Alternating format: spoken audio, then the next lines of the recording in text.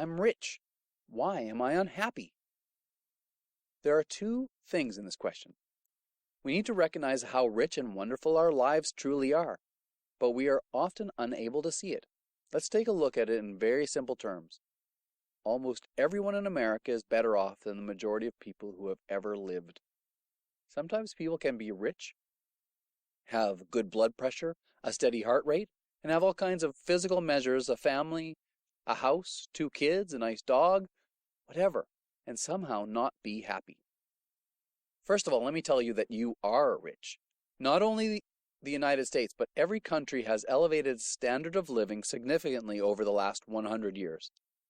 And if you need convincing of this, you should really check out these reasons to be optimistic at www.youtube.com/watch lowercase v equals JBK uppercase S uppercase R uppercase L uppercase Y uppercase S lowercase OJO. This is Hans Rosling's 200 Countries, 200 Years, 4 Minutes, The Joy of Statistics on BBC4. But let's talk more about this point. You might need some convincing that we are rich.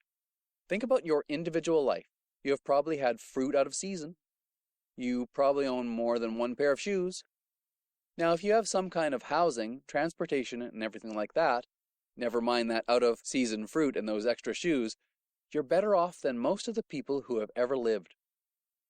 And like I say, today, everyone's standard of living has increased significantly.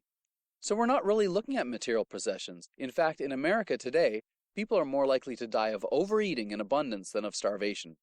This is true throughout much of the world. So if we look at this wealth, we have to ask, what is happening? Why isn't everybody ecstatic?